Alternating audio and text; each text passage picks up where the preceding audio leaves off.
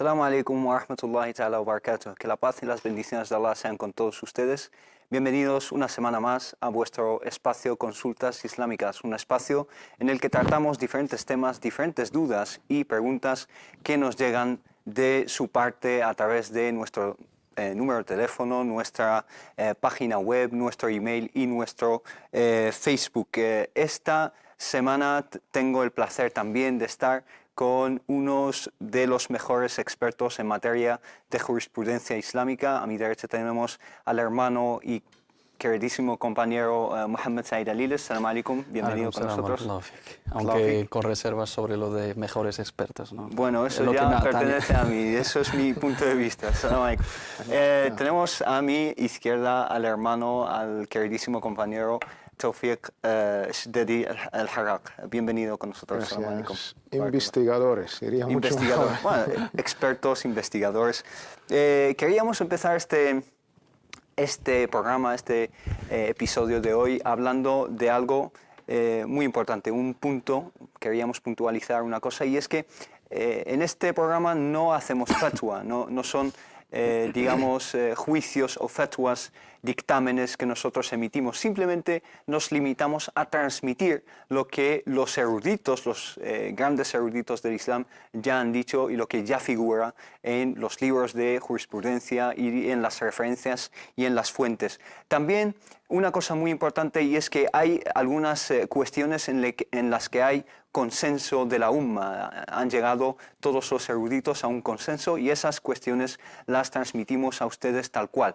Otras cuestiones en las que hay divergencia de opinión, también nosotros nos expandimos en ellas y transmitimos esa divergencia de opinión.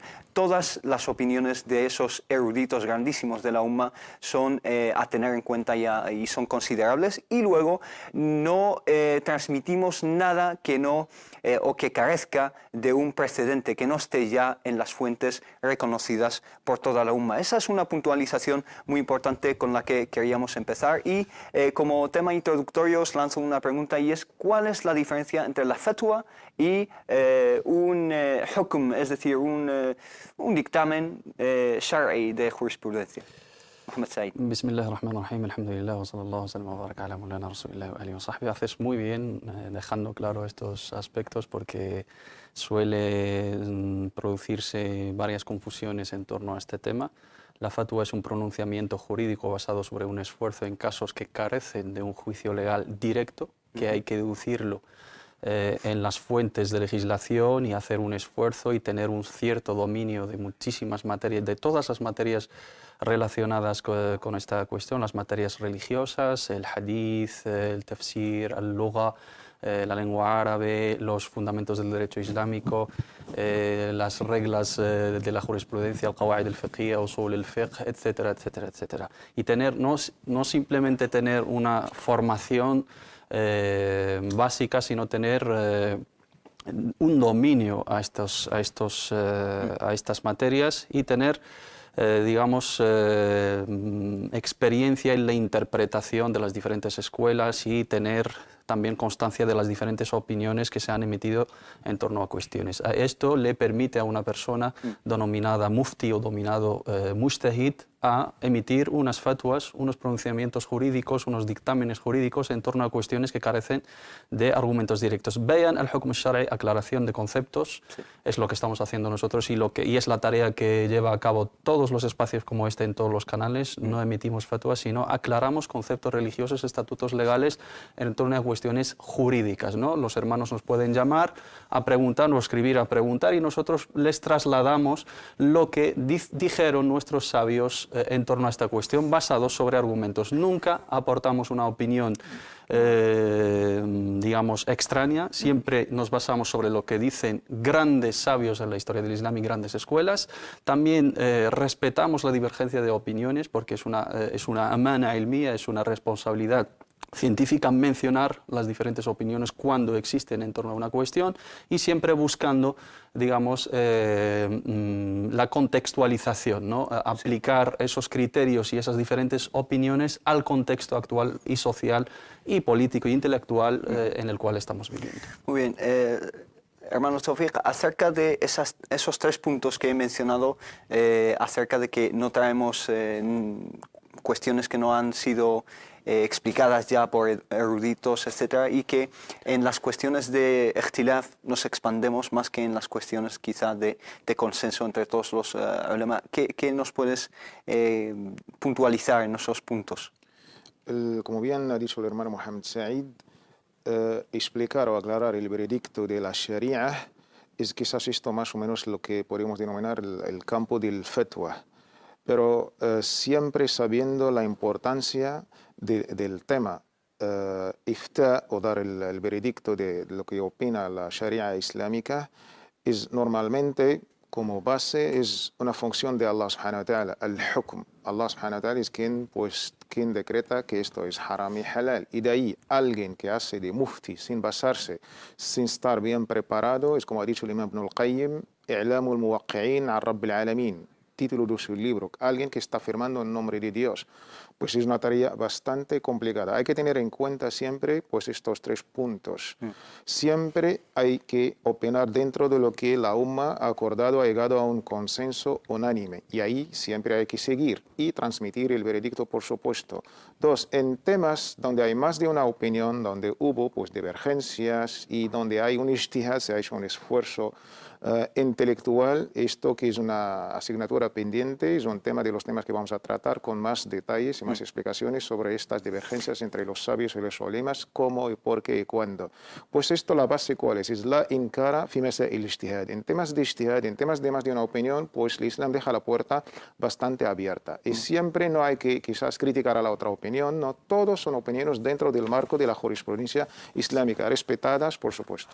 Muy bien. Tenemos una primera llamada de Yahya desde Ceuta. Assalamu alaikum. Assalamu alaikum wa rahmatullahi wa barakatuh. Bienvenido, hermano. Adelante. Mi pregunta era la siguiente: si es lícito o no, en el caso del hombre, hacerse la vasectomía, y en el caso de la mujer, hacerse la ligadura de trompa por voluntad propia, sin que haya ninguna prescripción facultativa ni nada de eso. Muy bien. ¿Está clara la pregunta? Sí. No hay ninguna razón médica, ¿no? No, ninguna, por voluntad propia. Vale. Muy bien. Barakallahu fik, hermano. ¿Alguna otra pregunta? Ninguna pregunta. Barakallahu fik. Salam alaikum. Nada. Muy bien. ¿Qué le decimos? Sí, es una pregunta clara y directa.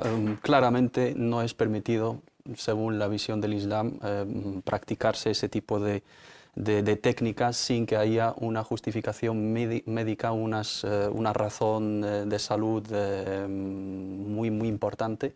Si es simplemente por capricho, por el hecho de no tomar anticonceptivos o de evitar tener hijos y descendencia, como lo hemos tratado en otros espacios, es totalmente ilícito y es haram y no hay que recurrir, salvo si es por alguna razón médica que represente un riesgo para la salud de la mujer o del hombre, y tomar otras medidas también provocan alguna complicación de salud, y los médicos musulmanes, subrayo sobre esta cuestión, determinen que hay que recurrir a estas técnicas para evitar tener embarazos, tanto por parte del hombre como de la mujer.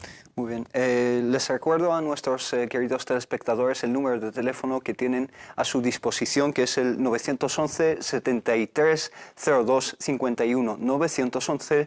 911-7302-51. Vamos a pasar, si os parece, algunas preguntas que nos han llegado a través de nuestra página de Facebook, y les recuerdo a los telespectadores que tenemos una página de Facebook del canal a través de la cual nos pueden enviar sus mensajes, y también tenemos un email que es consultas@cordobainternacional.com. consultas@cordobainternacional.com. Vamos a empezar con una pregunta del hermano Ali, que nos dice básicamente que la pregunta es bastante larga, voy a intentar resumirla.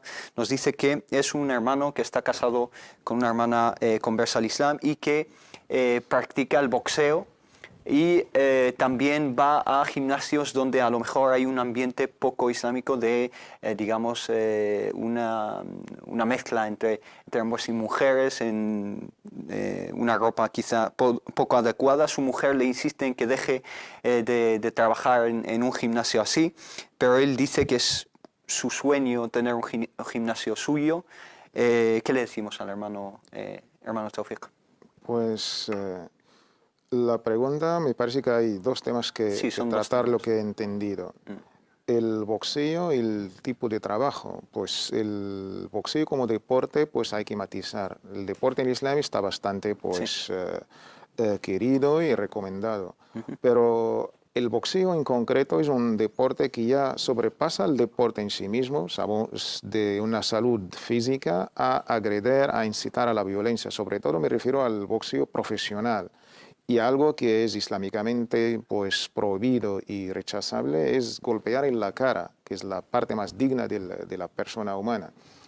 De ahí, pues, dedicarse como trabajo y abrir un gimnasio, yo le recomendaría que busque otro trabajo más digno, más halal, sin caer en quizás prohibiciones y que se escuche la verdad a su mujer y Allah subhanahu wa ta'ala. Todo aquel que haga algo por sabilillah o por bien de Allah subhanahu wa ta'ala le va a proveer y le va a quizás buscar, ayudar y encontrar algo mucho mejor. Muy bien. Ha quedado muy clara. Tenemos una pregunta que dice, mi consulta es acerca de la lectura del Corán al-Karim en grupo. Es una práctica común en los países del Magreb y lo que quería saber es si es permisible, es una innovación o es algo sobre lo que no se han puesto de acuerdo los sabios del Islam. Nos llega esta pregunta desde la ciudad de Bilbao. Efectivamente, es una cuestión en torno a la cual hay divergencia de opiniones. Hay que corregir un dato ahí que no es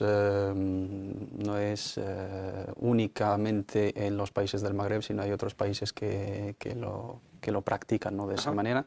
Es más famoso que en los países del norte de África como Marruecos, Argelia, Túnez, etcétera, pues se ha practicado la lectura en grupo, al-qira'a al-jama'iyya, o lo que se denomina al-hizb al-ratib. Se fija una cantidad de un hizb, una división del Sagrado Corán después del Fajr y otra después del Maghrib, y así se logra terminar la lectura del Sagrado Corán durante un mes.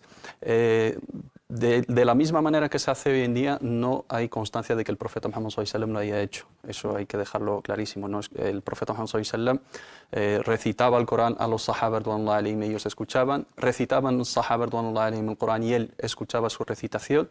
Eso es lo que nos mencionan y lo que nos relatan los hadices relacionados con la lectura del profeta Muhammad sallallahu alaihi wasallam. Pero también tenemos un hadith narrado por el imam Muslim, sobre el que se basa el imam al-Nawawi, que Allah lo tenga en su misericordia, para, digamos, aceptar tanto el recuerdo en grupo como la lectura en grupo, que es el hadith del profeta Muhammad sallallahu alaihi wasallam: "Majtama'a qawmun fi baytin min buyuti llahi yatluna kitab Allahi wa yatadarasunahu fima bainahum illa wa haffatuhum al-malaika wa taghashiyatuhum ar-rahma wa tanazzalat alayhim as-sakina wa dhakarahum Allah fi man 'inda." Un grupo de personas que se juntan en una mezquita para recitar en grupo, yatluna, que es sigat al-jam', que es en plural, y وَيَتَدَارَسُونَهُ فِيمَا بَيْنَهُمْ. Hay una diferencia entre la lectura y el estudio, ¿no? El hadith hace una diferenciación entre los dos conceptos. El imam Nawawi lo ve como permitido, sobre todo si no se piensa que es una sunna, ¿no?, que lo hizo el profeta Muhammad sallallahu alaihi wasallam, y los sabios ponen unas condiciones. Esas condiciones primero tienen que ser con la intención del aprendizaje o de mantenerlo memorizado, tathbit al-hifz o at-ta'allum, ta'allum al-qira'a,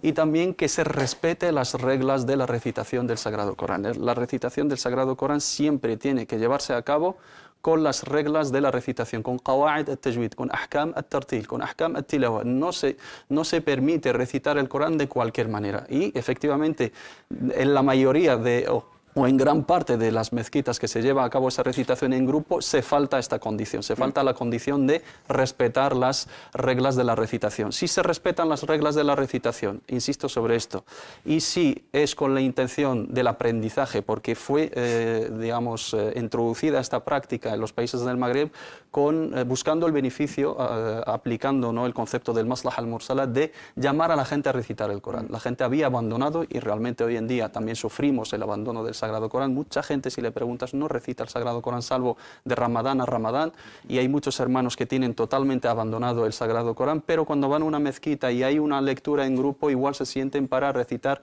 parte del Sagrado Corán en su día, y a través de seguir ese hizb ratib, ¿no?, durante todo el mes, igual llegas a terminar la lectura de todo el Sagrado Corán. Y eso pasó en varias mezquitas donde hermanos se han acercado a decirme, por ejemplo, que en la vida habían terminado la lectura del Sagrado Corán, salvo recitando en grupo. Resumiendo, hay una divergencia de opiniones. Hay sabios que dicen que es bid'a porque no lo hizo el profeta Muhammad sallallahu alaihi wasallam, pero es un concepto también que hay que matizar, y lo permiten varios sabios, entre ellos el Imam al-Nawawi, y sabios actuales como el Sheikh Abdullah al-Muslih, como el Sheikh Mohammed Hassan, como el Sheikh Dr. Mustafa bin Hamza, como el Sheikh Said al-Kamali, como el Sheikh Mustafa al-Bahiyawi, etcétera. Muchísimos sabios que lo permiten, insistiendo en esas condiciones: respetar las reglas de tajwid, que sea con la intención de al-ta'lim. Y hay un hadith narrado en Abu Dawud, en Sunan Abu Dawud, donde nos dice que al-Sahabi, el compañero del profeta Muhammad sallallahu alaihi wasallam, Abu Darda,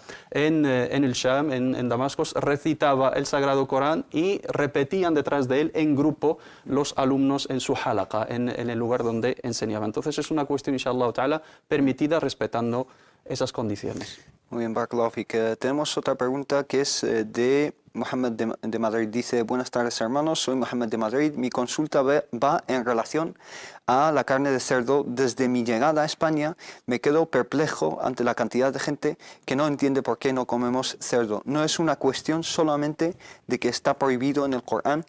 Nosotros sabemos que es malo por la salud o para la salud, y hay estudios científicos musulmanes que lo demuestran. Me gustaría que explicarais esta cuestión en vuestro programa para que los no musulmanes puedan entender un poco. Muchas gracias.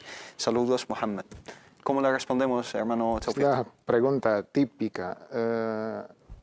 No siempre hay que defender el Islam, hay que tener una mentalidad de estar a la defensa, como si... No, al contrario, nosotros somos musulmanes y somos siervos de Allah subhanahu wa ta'ala, y este concepto es muy importante. Siendo siervos de Allah subhanahu wa ta'ala, cumplimos y acatamos todo lo que Allah nos manda, todo lo que quizás nos llega de una manera auténtica por el Sagrado Corán y por la auténtica sunna de nuestro amado y querido mensajero Muhammad sallallahu alaihi wasallam, pues debemos cumplir. Esto es la condición de ser siervo de Allah, Abdullah. Sami'na wa ata'na. Acatamos todo lo que nos viene desde el Sagrado Corán y por la auténtica Sunna. Esto para nosotros es más que suficiente. Pero por la otra cosa también, a mí cuando me preguntan, y desde mis primeros días de mi llegada a España, sí, me han preguntado esta pregunta. Yo siempre los he contestado lo siguiente: nosotros los musulmanes no comemos cerdo, y los judíos no comen cerdo. ¿Por qué no preguntáis a los judíos? Porque los judíos nunca se les han preguntado, se plantea la pregunta solamente a nosotros. Y la gente como si algo... ¿Es verdad? Los judíos, sí señor, 3.000 años o 1.500 años antes de Jesucristo no se come el cerdo hasta hoy. Los judíos hasta hoy no comen cerdo, los practicantes por supuesto. Exacto. Los judíos eran los primeros, y después vinieron los cristianos, y después vinieron los musulmanes. Solamente por orden cronológico. Los judíos no comen, los musulmanes no comen. Y en medio tenemos a los cristianos que comen. ¿A quién debemos dirigir la pregunta? A quien cumple la ley, rompieron la tradición, a los que han cambiado. Y nos consta por el Evangelio que Jesucristo, la paz de Allah sea sobre él, dijo que no he venido para cambiar la ley, sino para cumplirla. Pues ahí está. ¿Por qué coméis el cerdo? La pregunta para mí, a aquel que come. Es un tema bastante un poco... No, y aparte de eso está totalmente prohibido por la misma Biblia. Es lo que yo iba. En Deuteronomio, en el Levítico, pues está clarísimo. Yo tengo amigos cristianos, pues hoy mismo no comen el cerdo. Entonces la pregunta es, ¿quién ha cambiado en el medio de judaísmo, islamismo y el cristianismo por el medio? Aparte también médicos no musulmanes, pues que han hecho investigaciones y trabajos científicos, han demostrado lo que es la carne del cerdo y su quizás daño que hace al cuerpo. Y lo desaconsejan por completo. Tenemos también dos preguntas relacionadas entre sí, que dice el hermano Fuad desde Cataluña, nos dice: quisiera saber los procedimientos exactos para el matrimonio en el Islam, es decir, desde que un hombre se interesa en una mujer hasta que están casados. Es un tema en el que estoy confuso porque mucha gente cree que haciendo la khutbah o hitbah ya están casados, y muchos cometen zina y tienen hijos en el zina, a'udhu. Y también otra pregunta de Harun Bida, que nos dice: Salam alaikum wa rahmatullah. Bueno, me llamo Harun y soy de la Comunidad Valenciana. Quisiera saber si es haram poder hablar con mi prometida por Facebook, nos dice. ¿Cómo le respondemos, hermano, a ambos? Porque son preguntas muy relacionadas. A ver, el matrimonio en el Islam es un pacto muy sagrado. Allah subhanahu wa ta'ala en el Sagrado Corán lo domina como وَأَخَذْنَ مِنْكُمْ مِيثَاقًا غَلِيظًا. Es un pacto pesado y sagrado que implica muchísimas obligaciones, deberes y valores, ¿no? Y los hermanos, antes de dar ese paso, tienen que estar preparados primeramente. Tienen que llegar a una edad de raciocinio, de madurez mental, madurez psicológica, porque esto no es un juego, el concepto del matrimonio en Islam no es un concepto esporádico, ocasional y temporal, sino es toda una vida y una unión entre familias, un mestizaje entre linajes, un intercambio de sentimientos, es una construcción de un nido familiar y un proyecto de vida, ¿no? Una persona con la cual vas a compartir todo lo valioso que tienes, tu honor, tu intimidad, y esa persona también va a compartir contigo todo. Y van a ser unas uniones entre dos familias. Entonces los pasos que hay que dar son muy importantes. Lo primero es fijarse en el valor que nos insistió el profeta Muhammad sallallahu alaihi wasallam, que es el valor de la religión. El valor de la religión y elegir bien el cónyuge, porque es con el cual vas a compartir esos valores. La madre va a ser la protección para tus hijos, y tú vas a ser el protector de esa familia, de esa mujer y de esos hijos. A nivel de dar los pasos prácticos, ¿no? Una vez que busquemos a aquella persona y que en esa persona se encuentren, ¿no? y se cumplan esas condiciones que nos dicta nuestra religión y nuestro amado profeta Muhammad sallallahu alaihi wasallam, los pasos también son religiosos. Dentro de esos valores, dentro del respeto, dentro de esa castidad y ese pudor, hay que dar unos pasos consensuados entre las dos familias. Si encuentras a una hermana, pues eso depende de cada situación familiar y cada historia de cada uno, pero lo suyo es siempre que sean pasos consensuados con las familias, entrar a las casas por las puertas y no por las ventanas, hablar con el padre o alguna persona responsable de esa chica, y luego concretar una cita en la cual, con el consentimiento de la familia y con la presencia de la familia, en la cual se encuentren entre los dos y que vean si hay una compatibilidad y que vean si hay posibilidad de que entre los dos haya una armonía y que se pueda formar una familia. Una vez que ya todo va bien, y haciendo la consulta, haciendo Salat al-Istikhara, recomiendo a todos los hermanos que hagan Salat al-Istikhara, el rezo de la consulta, para que Allah subhanahu wa ta'ala les guíe al buen camino y la buena elección. Si todo va bien y todo encaja, pues no hay que jugar ni hay que marear la perdiz, como se dice. Hay que dar el paso encomendándose en Allah subhanahu wa ta'ala, pero teniendo en cuenta la parte también material, estar preparado en lo básico, económicamente, emocionalmente, porque es una responsabilidad, no es que es una unión sentimental entre las dos personas. Referente a la pregunta del hermano Harun, si es su prometida, en el sentido de que ya están dando el paso para... en el Islam no existe una cuestión de prometida y de noviazgo, ¿no? O estáis casados o no estáis casados. Los pasos previos a estar casados no se cuentan, salvo para, fijar esas bases y conocerse y estar seguros del paso que vamos a dar. Si es una conversación a través de las redes sociales, no es una conversación directa en la intimidad, a solas, ¿no? El julua, etcétera, si es con el consentimiento de los padres, sus padres saben que se está comunicando con él y sus padres saben que se está comunicando con ella, y teniendo en cuenta los valores y los límites, qué tipo de conversación va a ser, pues en ese caso no hay ningún problema. Si se van a conocerse a fondo, si van a compartir unos valores, unas preocupaciones, van a diseñar ese proyecto entre ellos y fijar unas fechas, pues es necesario, ¿no? Son dos personas que se van a casar y se tienen que comunicar. Pero si va a ser una conversación íntima donde se van a perder o sobrepasar los límites, pues es totalmente prohibido. Muy bien, les recuerdo a los queridos telespectadores que tienen un número de teléfono a su disposición, es el 911 73 02 51, 911 73 02 51. También, si quieren participar a través de Facebook o del email, también tienen un email que es consultas@cordobainternacional.com, consultas@cordobainternacional.com, tal y como aparece en la pantalla. Y tenemos también la página de Facebook del canal, a través de la cual pueden participar. Tengo algunas preguntas quizá que podemos responder de forma breve. Una pregunta que nos llega desde una comunidad islámica que nos dice: Salam alaikum, hermanos. Hoy en día se ha se han incrementado las preguntas de los ingredientes que están en los dulces y los caramelos.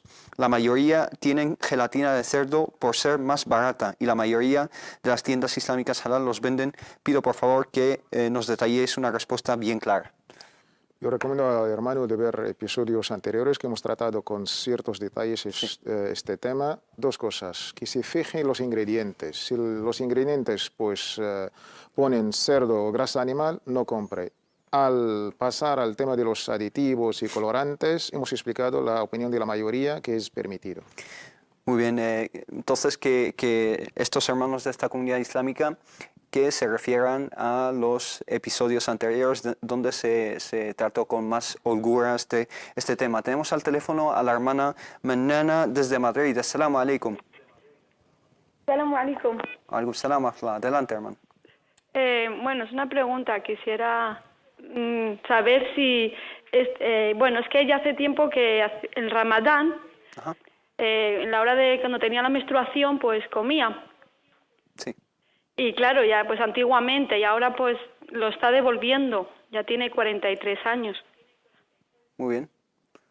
Quisiera saber, ella me ha dicho que si lo devuelve todo lo que ha comido o darse azar el hija o cualquier cosa. A ver, sí, cualquier. Es deuda muy antigua, ¿no? De años anteriores. Sí, años anteriores. Que ha comido pero no lo ha recuperado después de estar purificada, ¿no? Sí, así es. ¿Sabe los días? ¿Exactamente cuántos días fueron? Más o menos no se acuerda. ¿Y sabe los años más o menos cuántos ramadanes han sido? Sí, eso sí lo sabe. Vale. Muy bien. ¿Alguna otra pregunta, hermano? No, nada más, era saber eso. Muy bien, barakallahu fik. Salam alaikum. Alaikum salam. ¿Qué le decimos a la hermana? Pues la hermana, la deuda de Ramadán es una deuda pendiente que debe de saldar cada mujer, ¿no? Cada mujer en el periodo de menstruación o en el estado del puerperio, que es el sangrado posparto, debe de abandonar el ayuno, pero una vez pasado el tiempo de Ramadán, o una vez que vuelva a estar,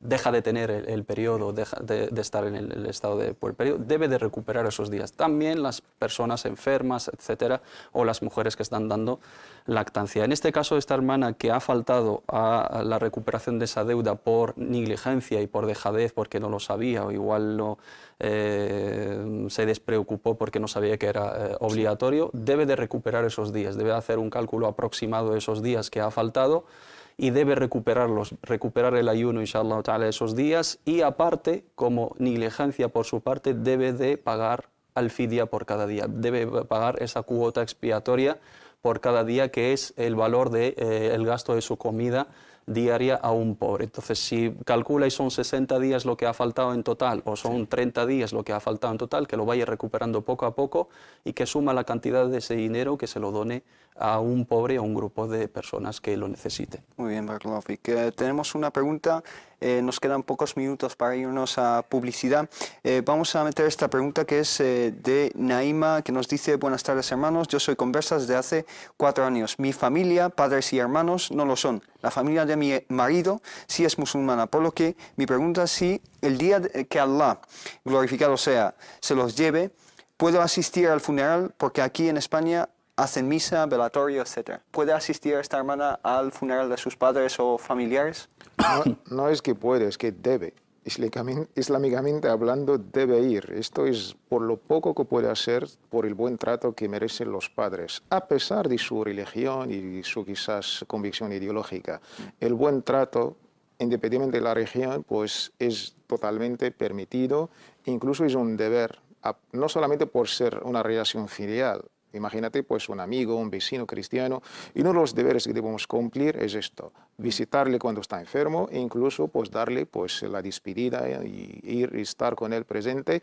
Y, por supuesto, tener en cuenta, pues, la iglesia, las estatuas, los ídolos, desde la no confirmación por el corazón hasta, por supuesto, lo que ya como musulmanes sabemos, nuestra aqida, nuestra fe, que ya contradice todo lo que es dentro de la Iglesia. Esto yo creo que es algo que de los deberes, asignaturas pendientes que tenemos también. Muy bien, entonces esta hermana sí debe de asistir al funeral de su Sí, con los respetos dentro de la iglesia, pues las mesas, no va a tomar el vino y el pan y estas cosas. No va a participar en los rituales religiosos. Se puede acudir al funeral, puede estar en el lugar de las tumbas, porque el profeta Muhammad sallallahu alaihi wasallam, como viene narrado en Sahih Muslim, dice el profeta Muhammad sallallahu alaihi wasallam: "Ista'dhantu rabbi an astaghfira li ummi falam ya'dhan li, wa ista'dhantuhu an azura qabraha fa adhina li." Le he pedido permiso a Allah subhanahu wa ta'ala para que pida perdón por mi madre y no me ha dado permiso.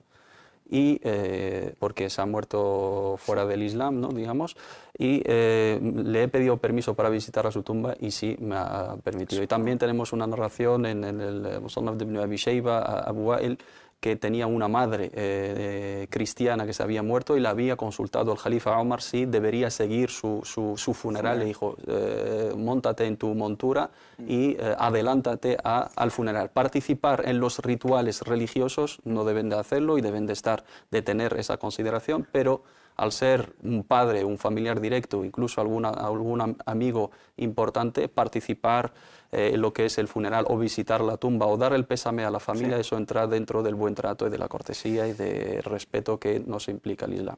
Muy bien, Barakallahu fikum por las aclaraciones. Vamos a pasar a una corta pausa, inshallah, y volvemos. Y antes de ir, os recuerdo el número de teléfono. A partir de nuestra vuelta a la pausa nos pueden contactar. Es el 911 73 02 51. 911 73 02 51. Nos vemos, inshallah, dentro de unos minutos. Assalamu alaikum wa rahmatullahi ta'ala wa barakatuh.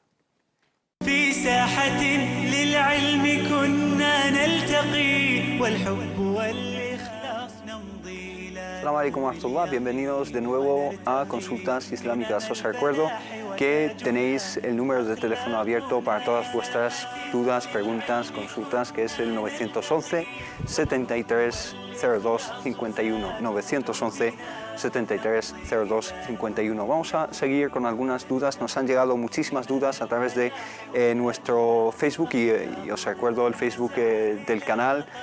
Podéis enviarnos vuestras preguntas a través de mensajes a través de Facebook, y también tenemos un email que está a rebosar con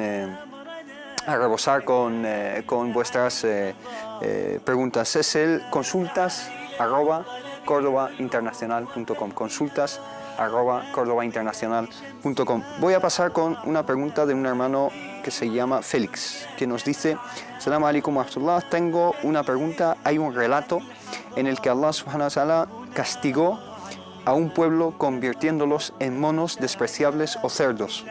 La pregunta es si hay alguna explicación más sobre este relato y si podéis hablarlo y aclararlo. Muchas gracias. ¿Qué le decimos al hermano? Este relato sí que existe en varios pasajes coránicos. Lo podemos encontrar en la sura de la vaca, en la sura del Araf, el muro del Sorio, en la sura también del Ma'idah. Pues la lección que debemos sacar, ¿cuál es? Es que hay que temer a Allah subhanahu wa ta'ala, seguir sus mandamientos, si no, podemos recibir un castigo. Y ahí donde debe dirigir nuestra preocupación. Todas las historias, los relatos que el Corán ha relatado, no le da importancia a quién eran, cómo se llamaban, qué color tenían, estos detalles que ya sobran. Lo importante es la lección que podemos deducir y así aplicarla en nuestra vida, en nuestro comportamiento, en nuestra conducta. Preocuparnos por estos detalles ya, para mí, según los sabios, sobran y no debemos quizás perder mucho tiempo en ella. Al hablar del masj, que es el término coránico, o el término más o menos científico, que es un cambio, una transformación que han sufrido aquellos judíos por desobedecer, por transgredir el sábado. El sábado era prohibido pues pescar. Ellos, por listillos, entre comillas, pues dejaban sus redes el viernes por la tarde y volverán quizás el domingo. Y esto ha merecido un castigo que Allah los ha cambiado en monos y cerdos. Este cambio era material, literalmente hablando. Esta es la opinión de la mayoría de los sabios, que sí, que ha sido, y Allah subhanahu es todopoderoso. Amruhu yani bain al-kaf wa nun, kun fayakun, sea y así es. Pero también nos consta una opinión de un gran sabio, y sobre todo en tema de la exégesis coránica, que es Imam Mujahid, que él decía que no, que el masj, esta transformación, ha sido más o menos figurativa, basándose en otro versículo coránico, kamathali al-himari yahmilu asfara, en la sura del viernes, cuando Allah habló como aquel burro que montaba pues libros, no se han transformado a burros o asnos. Sí. Pero la lección y la moraleja que debemos sacar es temer a Allah subhanahu wa ta'ala, seguir sus mandamientos y temer del castigo.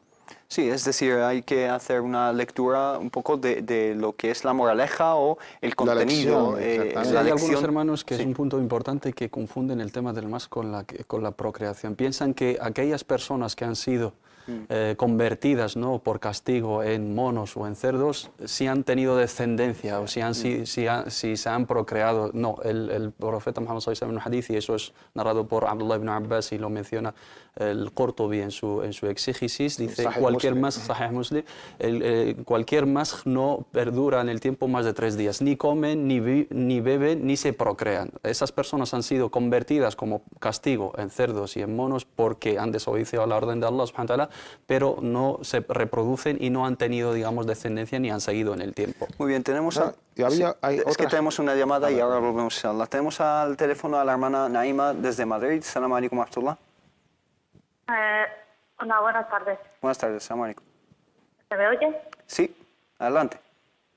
Hola, mira, quería saber si está permitido en mujeres islámicas el uso de laca de uñas o maquillajes y cosas de esas. Muy bien, ha quedado... ¿El uso de? De la... De laca de uñas, laca de uñas. Laca de uñas, sí. Pinta uñas y tal, sí. Ha quedado claro. Y maquillajes así de coloretes, cosas de esas. Muy bien. ¿Para salir a la calle o para estar en casa? Para salir a la calle, sí. Vale. Bueno, arreglarse cuando vas a algún sitio. Sí. ¿Tiene alguna otra pregunta, hermana? No, ninguna, gracias. Barakallahu, salam alaikum. Gracias.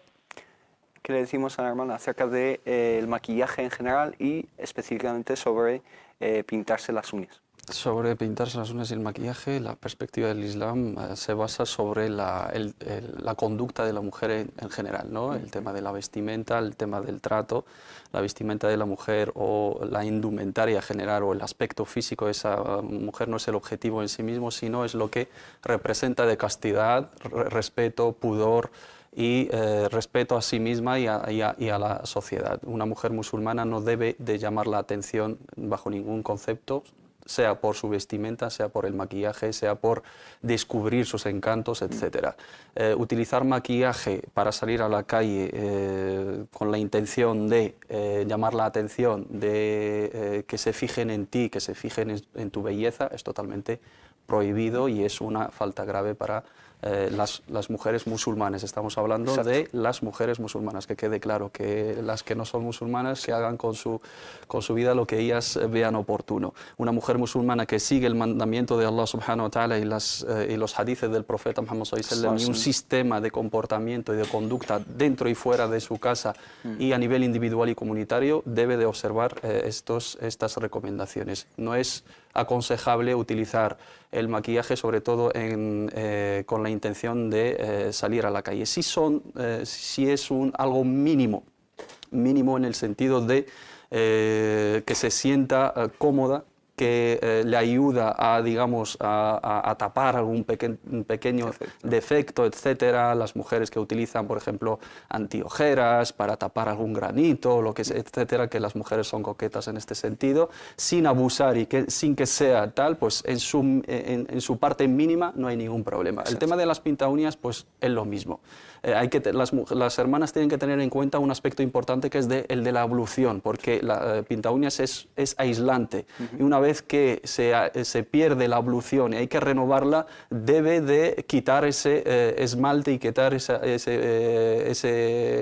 laca de uñas para que su wudú sea válido, si no, esa parte de la mano no le va a tocar el agua directamente. Entonces, si lo lleva por cuestiones de sentirse bien y de embellecerse para su marido, no para salir a la calle, o para algunas fiestas familiares íntimas entre mujeres, etcétera, no pasaría nada, pero tienen que tener en cuenta el aspecto de la ablución. Si tiene que renovar la ablución, debe de quitárselo y luego renovar esa ablución. Pero como norma general, cualquier cosa que sea llamativa, cualquier cosa que sea con la intención de llamar la atención, es totalmente prohibido. Prohibido, barakallahu fik. Si tienen alguna pregunta como la hizo la hermana Naima, tienen el número de teléfono a su disposición. Es el 911 73 02 51, 911 73 02 51. Tenemos muchísimas preguntas más a tratar. Tenemos una pregunta que nos llega desde Chile. El hermano Micael nos dice: Salam alaikum, hermanos, quisiera consultarles sobre uno de los temas que más utilizan los detractores del Islam.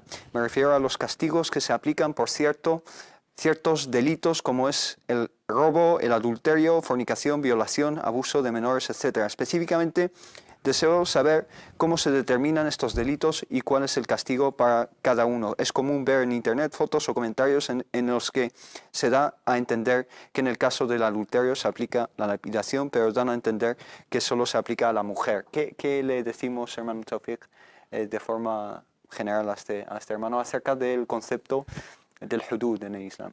Pues dar a entender esta imagen tan negativa del Islam, yo creo que esto ya, y que todo el mundo ya lo sabe, que es de sobra. Había un vídeo y varios vídeos que corrían por Internet, que era un invento de Photoshop, y donde alguien me puede decir que un país, entre comillas, musulmán, que está aplicando estas leyes. El tema ya lo hemos tratado en otros espacios, el tema de los castigos y lo que se llama el hudud. Son temas dentro de la jurisprudencia islámica en el ámbito del Código Penal. Hay condiciones y hay ciertas cosas que explicar, pues no tenemos bastante tiempo para detallarla, pero el Islam se interesa primero por el bienestar de la persona, del individuo, de la comunidad y de la sociedad. Esto quizás es la base original. Y luego cuando ya se transgredan leyes, se transgreden libertades, derechos de segundas, de terceras personas, el Islam pues se pone quizás preservando los derechos del otro, de la sociedad y de la comunidad, pues tiene ciertos quizás castigos bastante duros. Y la justificación es ya no solamente lógica.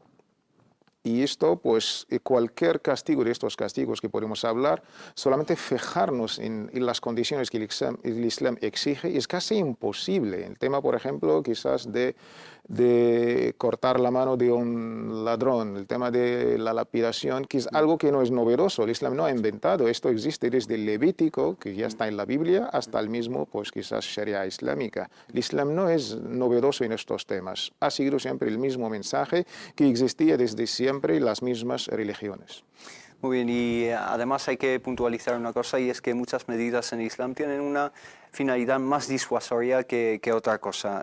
Y la finalidad máxima de estas medidas es buscar la justicia para los musulmanes y para toda la humanidad. Tenemos quizá una llamada, nos llama Elena desde Madrid. Salam alaikum, Elena. Hola, buenas tardes. Buenas tardes, adelante. Hola, mira, yo no soy musulmana y lo que pasa es que mi hijo va al colegio con un compañero que es su amigo que es musulmán y toda su familia es musulmana, y yo ahora va a ser el cumpleaños de mi hijo y yo quería saber si hay idea invitarles, si celebrar el cumpleaños, y en el caso de que aceptara venir porque no hubiera ningún problema, pues que podría poner de merendar, que no hiciera sentir al niño distinto, ni para que en plan no se notara, que fuera todo natural, pero que no tuviera que obligarle a rechazar nada, que estuviera prohibido y que no, sin ofender a nadie de los que asistieran. Muy bien, muchísimas gracias por la pregunta. ¿Tiene alguna otra pregunta? No, es solo eso, muchas gracias. Me gusta mucho su programa porque aprendo un montón. Muchísimas gracias. Es una muestra de tacto de su parte el plantear esta pregunta, porque tienen en consideración a los demás. Muchísimas gracias por la pregunta. Muchísimas gracias a vosotros. Hasta luego. Hasta luego. ¿Qué le respondemos a Elena? Pues la verdad, desde aquí saludarle, porque es preocuparse por el aspecto de no excluir a un niño, ¿no? de otra confesión y otra cultura. La verdad es una muestra de buenos modales y de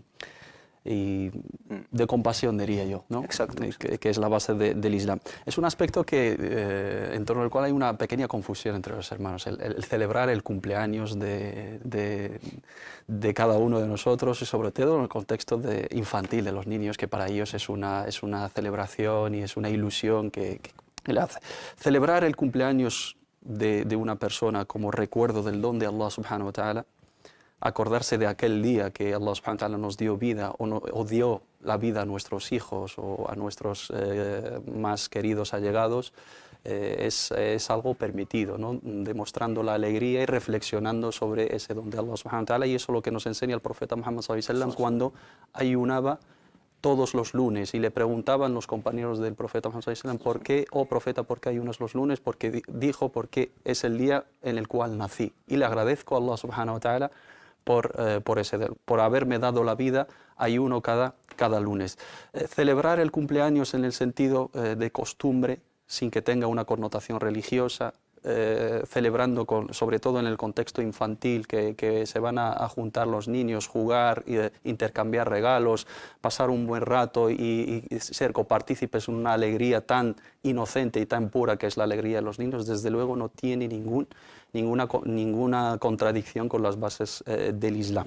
Y celebrarlo incluso nosotros los musulmanes como una reflexión y también como una alegría y una ilusión para nuestros hijos, o sobre todo en el contexto de los niños, porque los niños hoy en día, aunque le hables de cuestiones culturales y de innovaciones y de lo que está permitido, no lo van a asimilar. Entonces, privar de ese niño de ser partícipe en esa ilusión y en esa alegría a la cual van a acudir toda su clase o todas sus amistades es ser injustos con él, y desde la perspectiva islámica, como lo aprueban muchísimos sabios, teniendo en cuenta que es algo de costumbre, de hábito, que no entra en el ámbito de las prácticas religiosas, celebrando una alegría y un don que es el nacimiento de cada uno, pues no hay ningún tipo de problemas. En muy pocos segundos, por favor, ¿qué son el tipo de cosas que tiene que tener en cuenta? Tener en cuenta, por su parte, ya que es una persona que tiene un tacto, pues ya que va a ser un invitado especial, ¿no? Que tiene un régimen, digamos, alimenticio especial, tener en cuenta las cosas que tiene prohibida en la comida, evitar el cerdo y evitar el cerdo y sus derivados, y el alcohol y sus derivados, y lo demás lo puede compartir dudo que en una fiesta para niños haya alcohol, etcétera. Tenemos una llamada desde Ceuta, es una llamada anónima, me comentan. Assalamu alaikum. Hola, assalamu alaikum. Assalamu alaikum. Adelante, hermano. Mira, quiere preguntar si está permitido en el Islam abortar. Muy bien. ¿Alguna otra pregunta? Y si está permitido teñirse el pelo con tinte. ¿Perdón? Teñirse el pelo. Teñirse el pelo con tinte. Muy bien. ¿Alguna gracias. otra? ¿Alguna otra? Gracias. Ya está. Nada, gracias. Assalamu alaikum. Assalamu alaikum. Hermano Tawfiq, acerca del aborto, ¿está permitido en el Islam? El tema del aborto lo hemos tratado en otros espacios. Sería pues recomendable ver estos capítulos que hemos... Sí, otros capítulos de Majalis, e incluso aquí se plantea alguna vez. Exactamente. El aborto como definición pues está prohibido. Pero por una razón que hemos explicado, lógica, pues decretada por un médico experto, en este caso hay un riesgo de la salud de la madre, y los sabios pues hablan de un intervalo de tiempo, la opinión mayoritaria antes de 4 meses, otra opinión antes de 40 días. Entonces esto pues es un tema, no hay que pues menospreciar, no hay que tomarlo así de una manera frívola, a la ligera. Estamos hablando de una vida, y siempre en unos casos muy limitados, pues con el buen visto de un médico experto jurado y por un riesgo que es determinante. Muy bien. Hermano Mohamed Said, ¿algo que añadir en este? En la misma línea, es una cuestión totalmente restringida y prohibida, salvo para casos extremos y excepciones médicas en las cuales se determina el riesgo de salud para la madre en este caso. O la criatura. O la criatura, pero que sea un riesgo que pueda afectar la vida de alguno de los dos si se lleva a cabo ese embarazo, aprobado por médicos expertos y preferiblemente musulmanes. Eso te iba a preguntar, si tiene que ser musulmán. Preferiblemente musulmán. Y acerca de la segunda pregunta, la pregunta que iba de teñirse el pelo, ¿qué le decimos al hermano? La belleza en Islam es requerida. Tenemos un hadith bellísimo y hermoso donde dice nuestro amado y querido mensajero Muhammad sallallahu alaihi wasallam: Inna Allah jamil yuhibbul jamal. Allah es bello y ama la belleza. pues esta mujer, si estando casada, y quizás es algo más para el amor, para el cariño entre la pareja. Sí. Pues tener el pelo con cualquier color, islámicamente hablando, no hay ningún problema. Siempre pues estamos hablando de una pareja y la mujer, pues quizás en este caso debe preguntar a su marido, ¿no? Si le gusta este color o otro. Sí. Los sabios han hablado de un caso muy limitado y concreto, pues algo de tadlis, del engaño. Pues una mujer, pues por estar avanzada en la edad. Hoy en día existen los DNI y no se puede. Pues para engañar a alguien que va a pedir su mano, pues tinta el pelo de negro y para quizás... Sí, tapar las canas, ¿no? Sí. Esto quizás no, lo que los sabios han hablado como prohibido, es de engañar a... ¿Cualquier color? Que se eviten los colores llamativos que son impropios, ¿no? Fucsia de respeto y de formalidad, y siempre que se consulte, hablando del aspecto de la pareja o de tal, y siempre y cuando lleve su velo correctamente en la calle, que se tiñe el pelo como ella quiera. Sí, tenemos una llamada que me comentan que es de la hermana Dunia desde Málaga. Salam alaikum, Abdullah. Alaikum salam, hermano. Adelante. Hola, mire, quisiera preguntarle porque tengo un par de Coranes traducidos del hermano Isa García. Ajá. Y en la sura de las mujeres lo que pasa es que no sabía bien el número. Estoy aquí delante del Corán, estoy buscando, pero no lo encuentro ahora. En fin, hay un apartado de las mujeres que traducido del árabe al español pone pegarlas. No sé si ustedes sabrían decirme el número de sura correcto, ¿cuál es? Es el número 4, es el número, la sura 35-34. La sura 4, la alía 34. Ahí, si ustedes miran traducido al español... Sí. No lo sabemos, lo tenemos memorizado. Yo que tengo amistades que a veces le digo, mira, esto, aquello, le enseño, dice, sí, mira lo que viene aquí, esto es el Corán, que está traducido en español, dice, pero yo le digo que eso no es así. Ajá. Dice, si no es así, ¿por qué está así traducido? Digo, pero es que en verdad no es así. Entonces yo quisiera ver si ustedes, quizás no viene al tema que tienen ustedes hoy, pero sí me gustaría que ustedes me lo explicaran. Sí, perfecto. Para poderle dar una correcta explicación a las demás personas, porque se ve que solo ven lo malo de lo nuestro. Muy bien, lo bueno no lo ven. Muy bien, muchísimas gracias. De todas formas, no tenemos un tema específico, son consultas islámicas y cualquier tema es bienvenido y es planteable. Sí. Barakallahu fik, gracias. Barakallahu fik. ¿Qué le decimos a la hermana acerca del tafsir o de la exégesis de este pasaje coránico? Pues primero doy las gracias a la hermana por plantear esta pregunta. Es la pregunta del millón, es la pregunta típica, es el estereotipo famoso para quizás a la hora de difamar y atacar a nuestra amada y querida región islámica. El versículo es el versículo 34, la famosa aliyah del Surat An-Nisa de las mujeres número 4. Y digo a la hermana con mucho respeto, la traducción hecha por un equipo dirigido por la hermana Isa García no ha empleado esta palabra de pegarlas o golpearlas. Él ha traducido como recurrir a otro remedio. En otras traducciones del hermano Nabio Melara o de Julio Cortés, de las más respetadas, sí que ha recurrido a estos dos términos, pegar y golpear. Pero esto es la versión pues, castellana o española. En árabe pues, tenemos la palabra wadribuhun. Y wadribuhun en el mismo Corán se ha empleado pues, en casi 56 o 58 veces.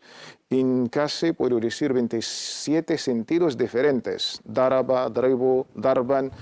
Por ejemplo, decimos daraballahu mathalan. Pues Allah ha puesto un ejemplo. No podemos decir que Allah ha pegado un ejemplo, ha golpeado. Es como decir en castellano, pues dar un golpe de efecto. Golpe de efecto.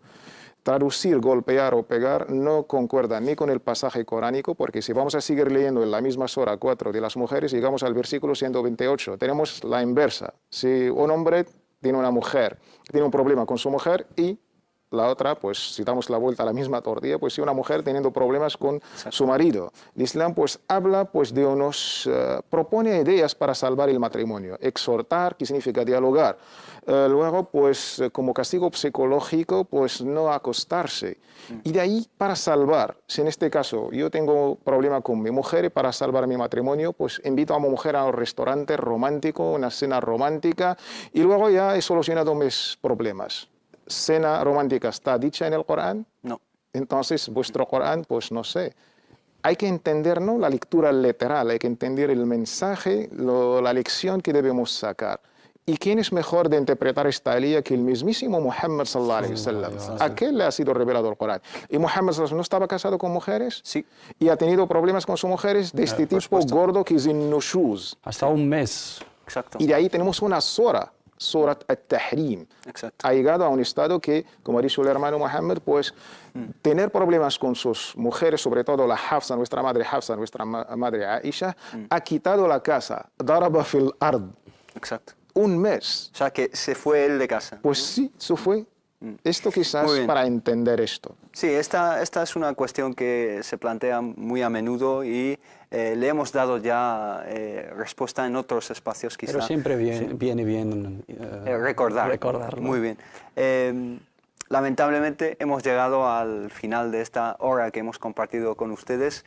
Antes de irnos, me despido de mis compañeros aquí agradeciendo a Mohamed Said Aliles. Muchísimas gracias por todas las aclaraciones. Es un placer compartir este espacio con nuestros espectadores. Y también al hermano, queridísimo hermano Tawfiq Al-Harraq, Barakallahu Fik, por estar con nosotros, Barakallahu Fik. Y también recordarles 2 vías para hacernos llegar vuestros emails, que es nuestra página de Facebook y también nuestro email consultas@cordobainternacional.com. Las consultas que no hemos respondido, inshallah, las vamos a responder la semana que viene. Tenemos consultas desde México y diferentes países. Inshallah, la semana que viene continuaremos, así que no falten a la cita. Assalamu alaikum wa rahmatullahi ta'ala wa barakatuh. والدنيا جمعنا أمرنا كي لا يضل عن الحضارة